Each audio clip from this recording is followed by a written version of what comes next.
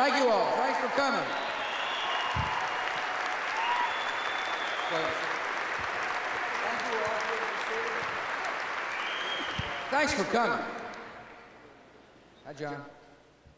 It's nice to be back with friends. Thank you all for being here. We're here to talk about a vital issue, and that is Social Security. But before I do, I want to say hello to some folks, maybe talk about a few other things, and then we'll get our panel involved. Before I begin on other things, I just want you to know what I think my job is: to confront problems and not to pass them on. And so as you hear a discussion about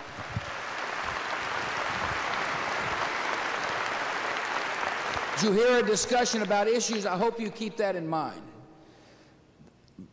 I believe a leader ought to, when they see a problem, address it head on and not say, okay, well, we'll wait for somebody else to take care of the problem. That's what we're here to discuss. First, I want to really thank your senators from the great state of New Hampshire, Senator Judd Gregg, Senator John Sununu. I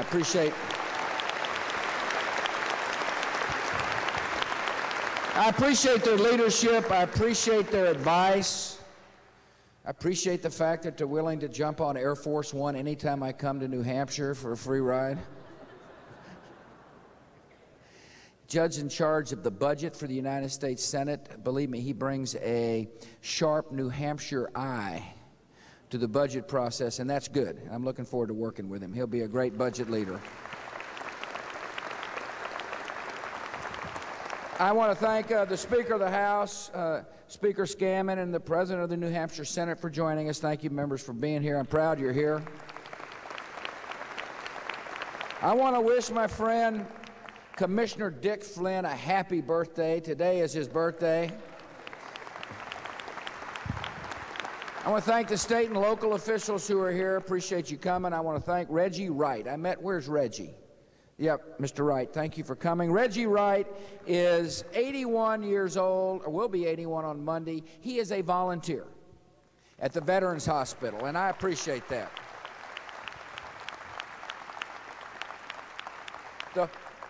The Portsmouth Veterans Affairs Community-based outpatient clinic right here, and that's a long word, but anyway, long series of words, here at Peace, and I appreciate his volunteering. See, here's the thing about volunteering.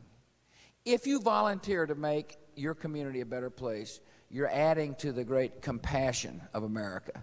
And so for those of you who are taking time out of your life to help feed the hungry or provide shelter for the homeless or love somebody who hurts, I want to thank you for being a soldier in the Army of Compassion. Thank you for setting such a good example, Reggie. I appreciate that. I'm getting ready to go to Europe, and I'm looking forward to it. I'm looking forward to talking about how we can work together to extend freedom around the world so that the world is more peaceful for generations to come. I'm looking forward to reminding the people of Europe that there's been some amazing events in the March of Freedom. If you think about it, the Afghan people went to the polls in the millions to vote for a new leader, and that is important to providing an example for others to show what can happen when people are given a chance to live in a free society. Free societies are peaceful societies. Democracies produce peaceful nations. And the elections of Afghanistan, I hope you found them as hopeful as I did, and I'm convinced many on the continent of Europe found hopeful as well. I'll remind them about what happened in Iraq. It was a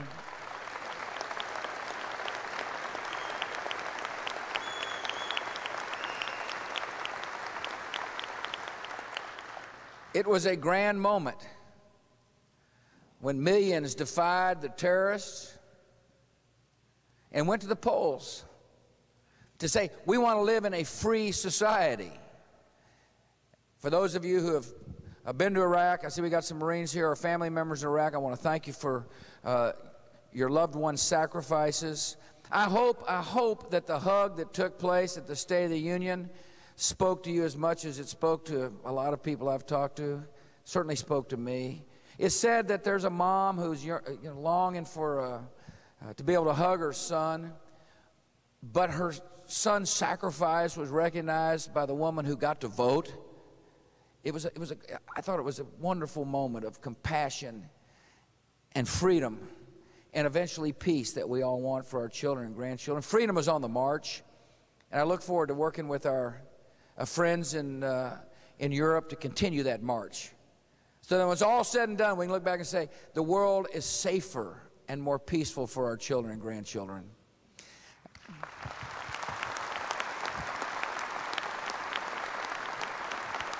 Looking forward to working with the Congress to make sure we put things in place, plans in place to keep this economy growing. The unemployment rate here is 3.3%. That's pretty low. Things are going well. I suspect it's because the entrepreneurial spirit is strong. And so we got to work in ways to make sure the entrepreneurial spirit remains strong all around the country. I've got some ideas. One is to make sure the budget is wise. I'm looking forward to working with Judd and members of the House and the Senate. We'll set priorities with your money. We'll make sure there's clear priority. If a program doesn't work, we need to eliminate it. We need to be wise about spending the money, and I think that'll set the tone for a future economic growth when people see that we're serious about dealing with our deficits. We're going to do something about lawsuits. The Senate voted out a good bill on class action lawsuits. There's more lawsuit reform that needs to be done. I'm looking forward to working with the House and the Senate. We want to make sure the scales of justice are balanced. And they're not balanced around this country. When frivolous lawsuits make it hard for small businesses to expand their employee base. And they're not balanced when doctors are getting run out of practice. This Congress needs to do something about asbestos, and they need to get a medical liability reform to my desk.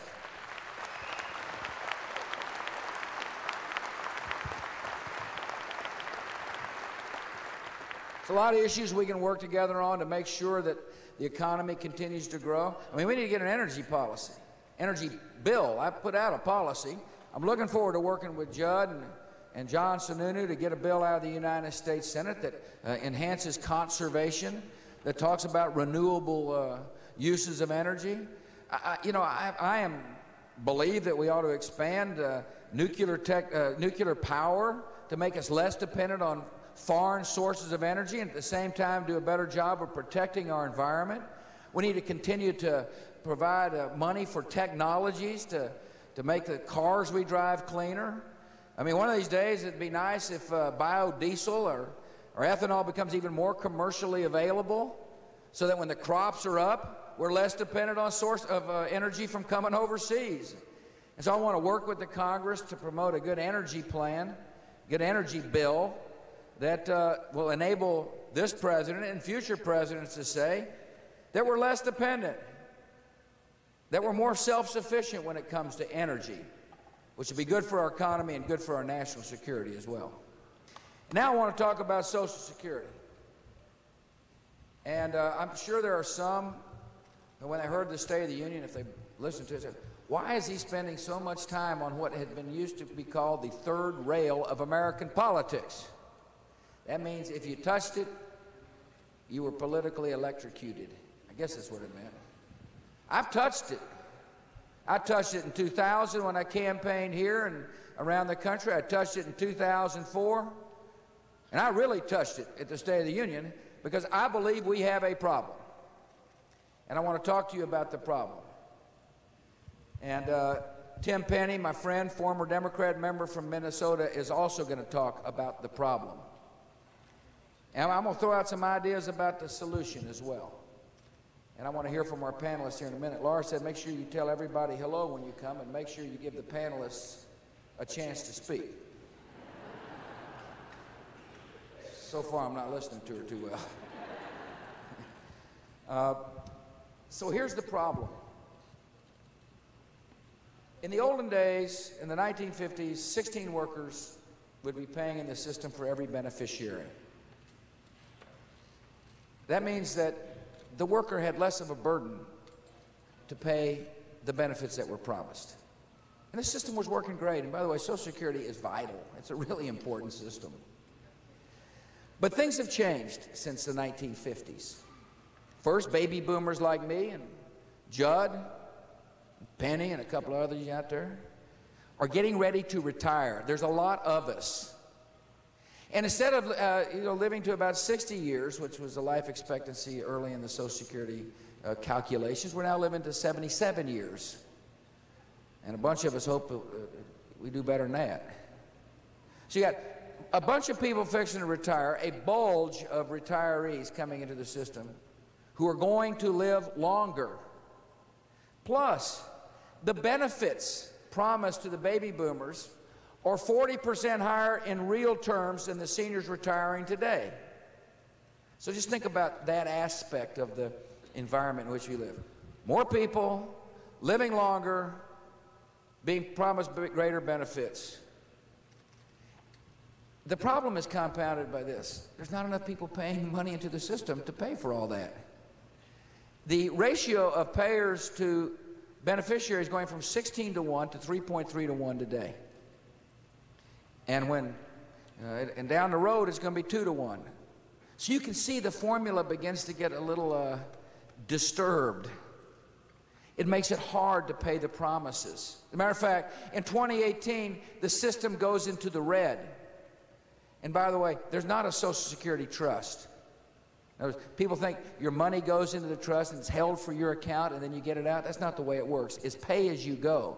It goes in and it goes out. And to the extent that there's money more than the retirees that receive, like it is today, it goes to other programs. And so what you got is an IOU, kind of a bank of IOUs. It's an important concept. So money's going in is greater than money going out today for Social Security. But in 2018, the system goes into the red, and every year thereafter, the situation gets worse. 2027 will cost the federal government $200 billion above and beyond payroll taxes to make the promises. And in 2042, the system goes broke. Those are the facts. Now, 13 years isn't very far down the road. You know, if you got a 5-year-old child, it means when your child is getting ready to vote, the system goes negative. It may seem like a lot for some in the United States Congress who've got 2-year terms. But it's not a lot if you're a grandfather who's worried about whether or not your grandchild is going to have a retirement system that works, and whether or not we've got the capability of dealing with the problem before it gets even worse, because the longer you wait, the more severe the remedies become. Now, I fully understand, you got to know this about many of us in Congress who are discussing reforms. We understand that many people rely upon their Social Security check. And I know that any discussion about Social Security can frighten people who rely upon their Social Security check. I mean, I remember the campaigns when people said, if you vote for George W., you're not going to get your Social Security check. In other words, it's been part of the political dynamic, you know. People say, even if you discussed it, they would frighten people. And so not only am I going to spend time traveling our country, it's my 9th trip since the State of the Union, or 9th state, I'm going to continue traveling over and over and over again, making it clear to the American people we have a problem. I'm also going to travel over and over and over again to say to people who've received a check, or receiving a check, and those near retirement, people born before 1950, nothing changes. Don't matter what the rhetoric might be, no matter what the mailers may say, nothing changes for people who've retired or near retirement. And that's really important. Now, I have an obligation to talk about solutions as well. And in my State of the Union address, I may have been the first president ever to have talked about different ideas about how to permanently fix the problem for younger generations of Americans. And Republicans and Democrats have all come forth with different ideas. Tim is an example. He was on the leading edge of the Social Security debate. I mean, he was talking about it way before I was even thinking about running for president. And he's had some interesting ideas, and I mentioned his name in the State of the Union as being the kind of person who had the courage to step up and say, here are different options. And it's important to keep the options on the table. And it's important for me to say to the members of Congress, if you've got a good idea, bring it forward. There will be no political retribution. President Clinton thought raising the age might have made sense. Daniel Patrick Moynihan had an idea. Tim Penny had some ideas. And so my message today is bring them forth. Let's sit down at the table and discuss ways to permanently fix the system. I'm open-minded. And I think that's what you want from your president at this point. Not for me to prescribe the solution, because I don't get to write the law, but to call members forward and say, we'll work with you. We'll look at all the different options with the exception of, the payroll tax increase. Now, I've got an idea that I'd like for Congress to consider, and I want to share the idea with you here. It's a novel idea. Always really not that novel. Matter of fact, it's a part of the Federal Employee Retirement Plan.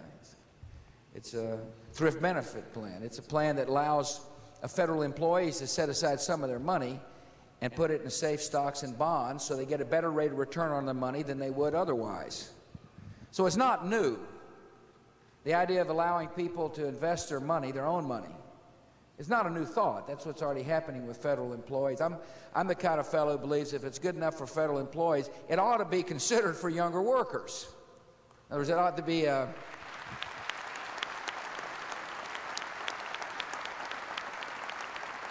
and that's the idea of letting younger workers set aside some of their own payroll taxes in a personal savings account. The benefits are these, in my judgment. One, you get a better rate of return on your money than that which is in the Social Security system.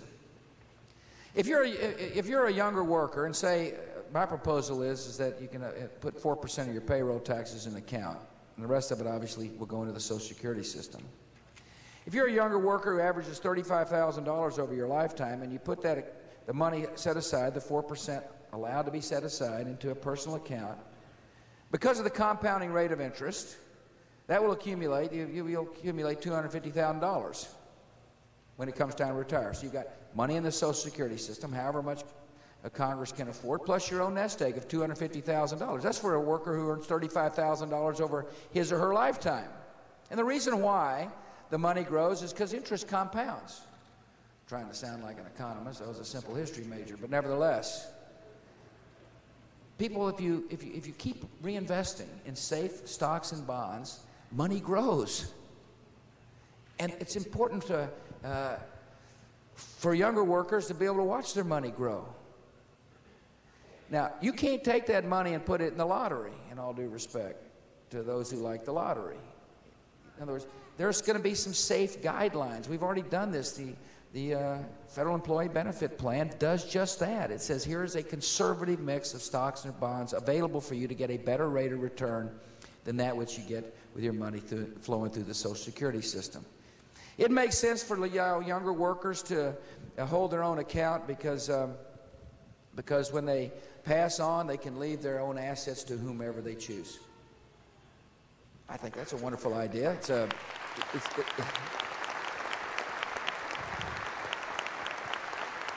Certainly, the personal account doesn't fix the system. There needs to be better reforms, more meaningful reforms than that. But what this personal account will do, it'll make it more likely, it'll make it so that a younger worker gets closer to the promises made because of the compounding rate of interest. There's going to be a lot of discussion about how to fund these accounts. I look forward to working with Congress. I'm interested. I'm open-minded.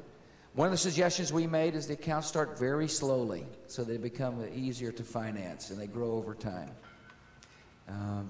Senators and congressmen may have different ideas. I just want the idea of people being able to manage their own money to be a part of the debate. It makes financial sense, and it makes sense to promote ownership in America. I think that when more people own something, the more they'll have a stake in the future of this country. Now, a couple of other guidelines that you need to know about, and then we'll get to our panel. Laura's voice is beginning to kind of echo in my ears. You can't take all your money when you retire and, take a trip. In other words, it is your account, but there's got to be guidelines because the account is set up to help supplement your Social Security check. And so you can't withdraw it. There'll be withdrawal requirements, for example.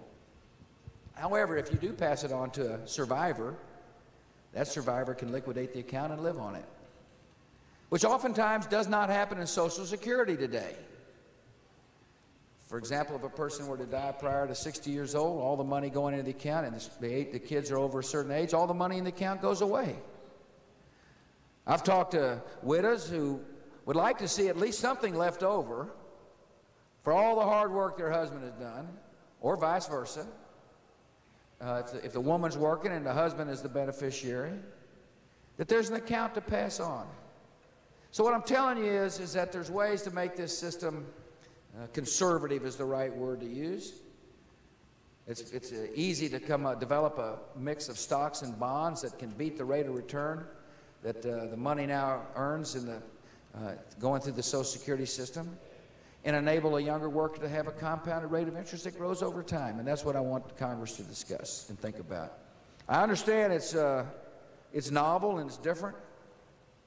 But when the members of Congress think about it, it's not all that novel and different. And we're going to talk to some people who are thinking about 401ks, what that means. I mean, we're developing an investor society. And let me conclude by this thought. Investors aren't just Wall Street people, as far as I'm concerned.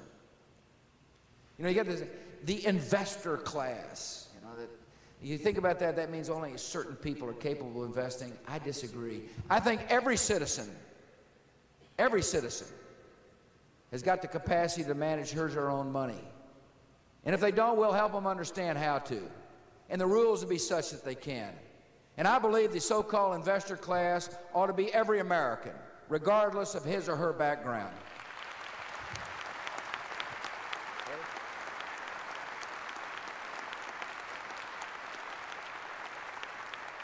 So that's what's on my mind, Social Security. And I'm excited about the issue. I like getting out with the people and talking about it. And I told Tim this coming in. He said, Mr. President, you're going to have to work this issue. I said, don't worry about it.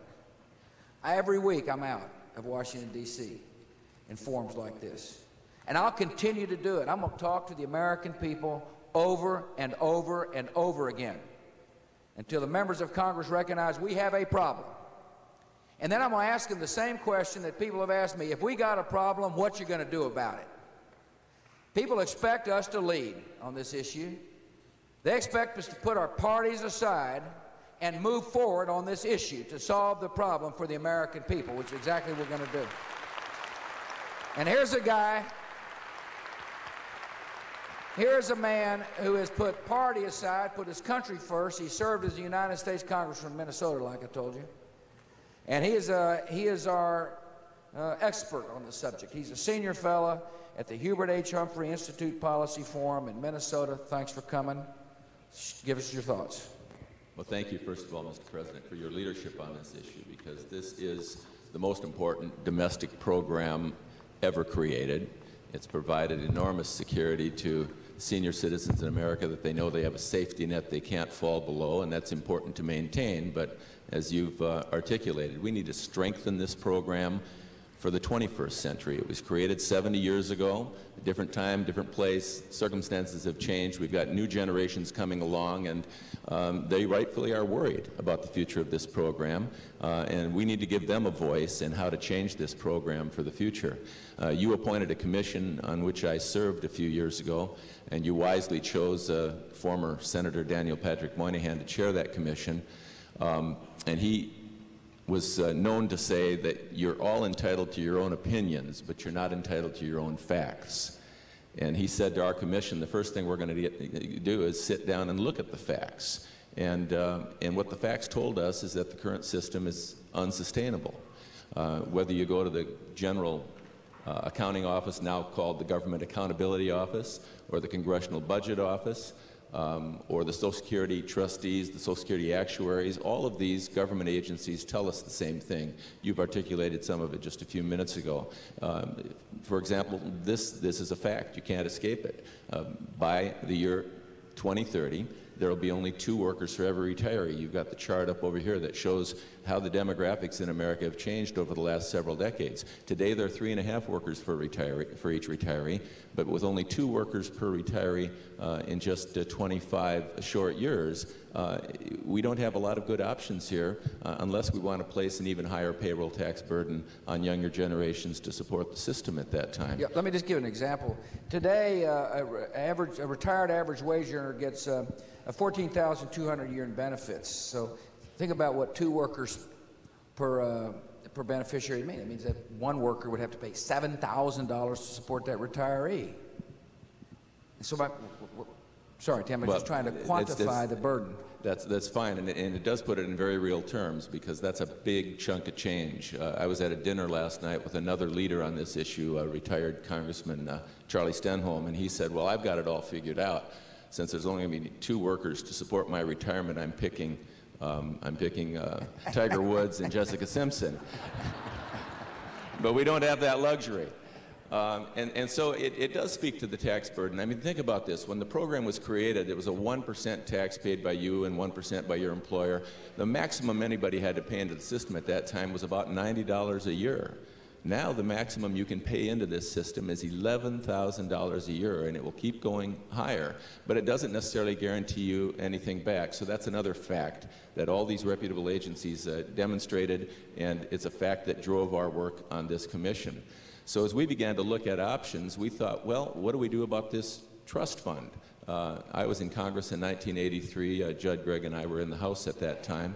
We had to vote for a Social Security reform, and because we waited until the last minute to address the crisis, we waited till it was upon us, we didn't have any good options. We had to delay some benefits, we had to vote for a retirement age increase, and we voted for higher payroll taxes because we had to get money into the system.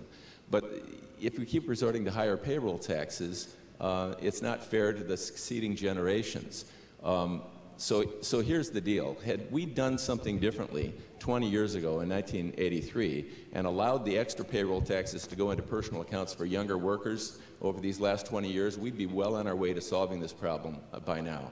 And so our commission, with Senator Moynihan's leadership, came up with a recommendation that we need to get the underlying system back to fiscal solvency, but we need to create some room in this system for a personal account that younger workers can invest in, and it'll build income for them over time to supplement their safety net in their retirement. And by all conservative estimates, and we had the Social Security actuaries run these numbers, with those investment accounts, the next generation of workers will do better than what's being promised to them under this current system. And bear in mind, we can't necessarily deliver what's being promised in this current system. And so we believe it's a better deal for young workers to have these personal accounts in addition to a safety net if they want a more secure retirement 20, 30, 40 years from now when they retire. Tim, help me on this. I need for you to, if you feel like it, talk to the seniors who are receiving checks today. I mean, people have got to understand. I know I sound like a broken record, but I've heard people say, well, you know, he's talking about Social Security reform. It means seniors aren't going to get their checks or not going to get their full amount promised. Well, I can talk to this on 2 levels. One, as a member of your commission a few years ago, we said that all changes would be phased in over time. So anyone that's currently retired or anyone that's near retirement would be in the traditional system, the current system, no changes whatsoever. But I can also speak to this from my own life experience. My mother lives on Social Security and nothing else. So she's in that category of people that rely on this current system, and for her there'll be no changes. I have 2 younger brothers who are disabled, and they get disability assistance, and we're going to protect that program for those people that need the program. So that's a separate issue. We're talking about what we need to do for the next generation of workers coming along and how to strengthen and improve this system for them. So they're really separate issues. Perfect. All right, Frank. Frank Parton and his daughter Amy.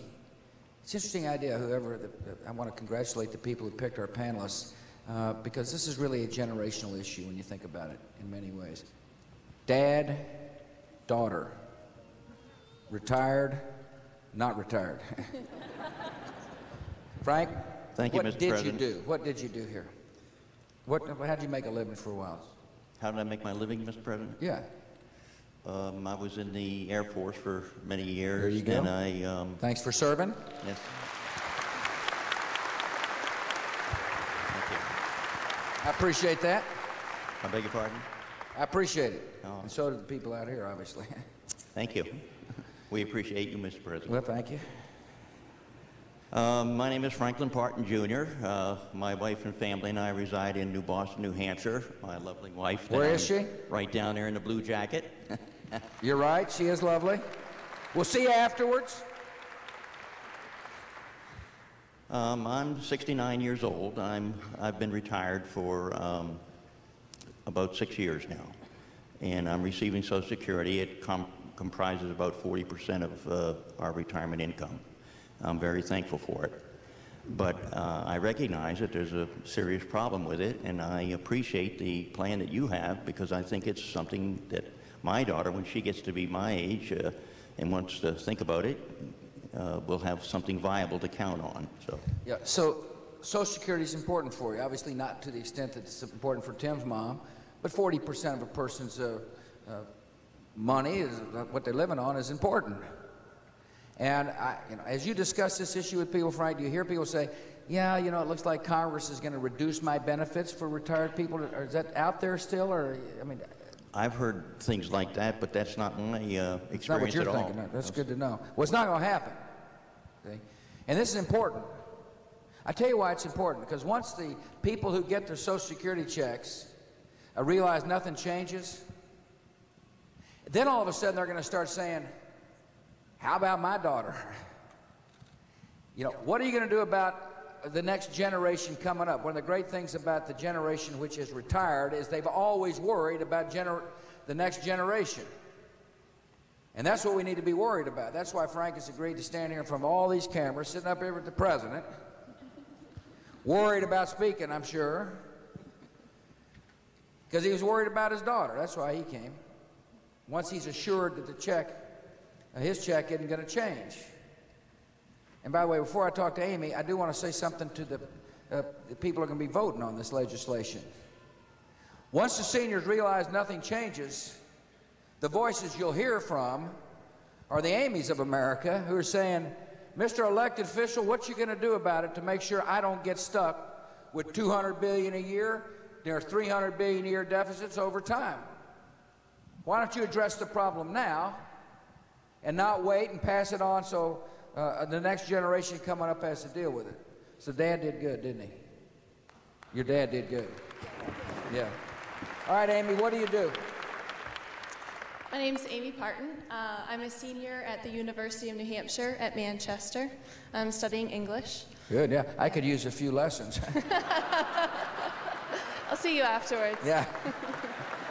Quick tutorial. I am also working as a part-time tutor as I go to school. But I'm looking forward to, after I graduate, getting a full-time job. And I've been planning for some time on, when I have a job, saving 10% of each paycheck and investing it. And that's because when I was in high school, a financial planner came to our school and talked to all of the classes.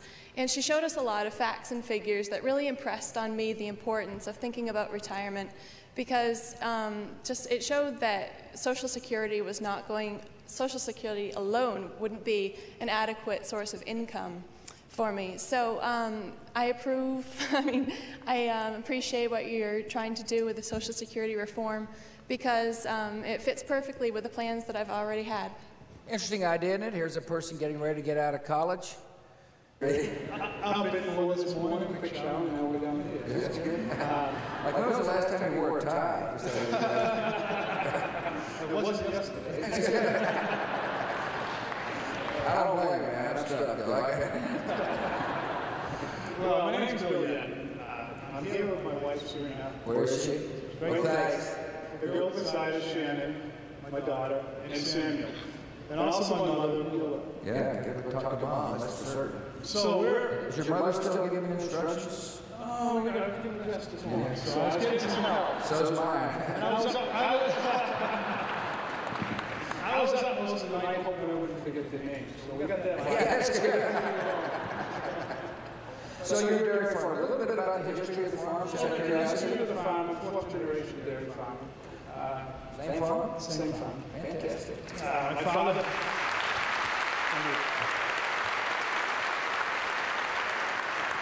My father turned the farm over to my brother Stuart and I roughly about 10 years ago. Yeah. Since then, my father's passed away. But when I was 20 years old, my father always said, we need to save money for retirement and education. And he always pushed that. He said, one of these days, Social Security will not be there to help you through. retirement. And I think the day has come. And I'm really concerned. I've got 2 young kids down there. They're not going to have Social Security unless we do something now. That's true. And I approve your plan. Anytime you can handle even 4% of your money, if I can control 4%, that's great. That's 4% of the payroll tax. It's not 4. I mean, it's 4% out of the payroll tax. That's important. It's like the third payroll tax. So how's the milk business? Last year we had pretty good. Never good enough for your farmer, right? I was going to sit up here and say we need more milk. Wait a minute. It's too low, but Write your congressman. I practiced that speech last night talking about milk prices. No, we're not going to use that. Okay. So you and your wife got a 401k? Oh, yes. My wife has a 401k. She's got the 401k. Yes. Everybody know what the 401k is? Defined contribution plan. You contribute your money into the plan and watch it grow.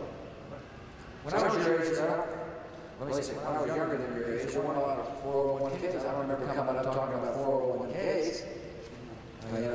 And by the way, I never remember when I was Amy's age talking about when Social Security would be around. I mean, baby boomers just assumed that it would be around. It is for us. This is an interesting dialogue. The dynamics have shifted a lot. Here we have a dairy farmer talking about how he and his wife manage their own money. That's what you're doing, right? Yeah. And in the old days, they used to say farmers don't retire, we just pass on. But that has changed. Farmers do With agricultural humor there. But you manage your 401k. Think about what has changed in society. You got younger folks saying, we're managing our own money, we're looking after our own money, we're watching the 401k grow, we're making decisions. And so the idea of extending what is happening in society to Social Security seems like to make a lot of sense, doesn't it?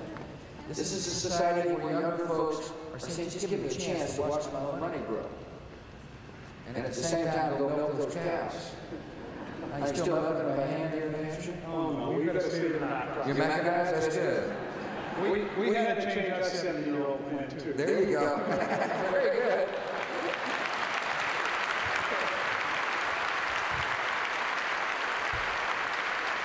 And finally, Marlo Dallas. Thank you for coming, Marlo. Good job, bro. For a farmer, you're pretty darn articulate. Marlo, tell us about yourself, where you work. I work at Orthodox Hospital in Dover. Dover? Very good. Mom? I'm a single mom. I have a 13-year-old son. Where is he? Douglas. Hey, Douglas. Like teenage years? Yeah. Interesting experience. Oh, yeah. I've been through them. I like to tell people Marlo's got the hardest job in America, being a single mom. And she's worried about retirement. Yeah, I am. I'm supplementing my Social Security right now through my employment with a 403B, which is similar to a 401k. It's managing our money, watching it grow. Yep. And my employer actually matches the contributions that I make each year. Right. And so, let me ask you, in your plan, how often do you get a statement, just out of curiosity? Quarterly? I believe it's quarterly. Yeah. That makes sense, doesn't it? I mean, I think it's kind of a reminder about the need for people to pay attention to policy or know what the government's doing with your money as you watch on a quarterly basis, watch your asset base begin to grow. That's important.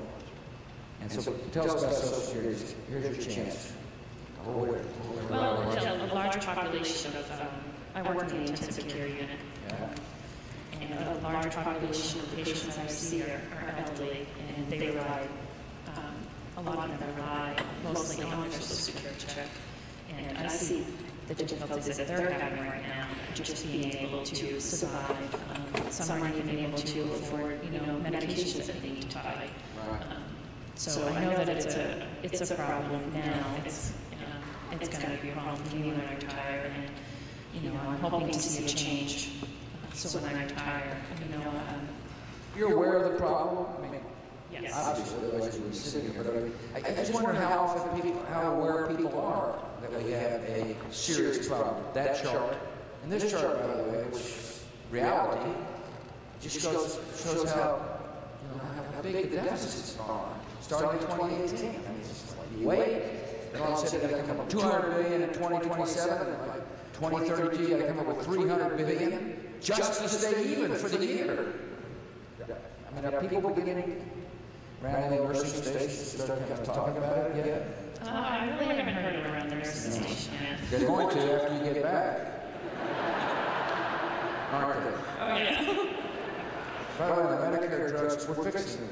You got a new system that we put in place to make sure that the seniors who have trouble affording prescription drugs get help with Medicare. So they're not going to worry about that anymore. Starting next year, by the way. Next year, it's going to be a great change. But back to Social Security. So what Marlon wants to know is whether or not we've got the courage, the political courage, to take this issue on and solve it. That's what she wants to know. And what I want to assure you all is that I like calling Congress to do big things. Because that's what we elected to do. And I'm going to continue pressing this issue and pressing this issue and pressing this issue. And until we get something done.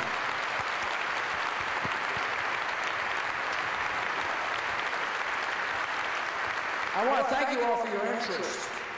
I want to thank you for your interest. I will tell you, you don't have to worry about your senators. They're forward-thinking people who understand we've got to address this problem today. They understand that. And I'm looking forward to working with them. I'm looking forward to getting a ride back to Washington. Looking forward to talking about what they've heard here.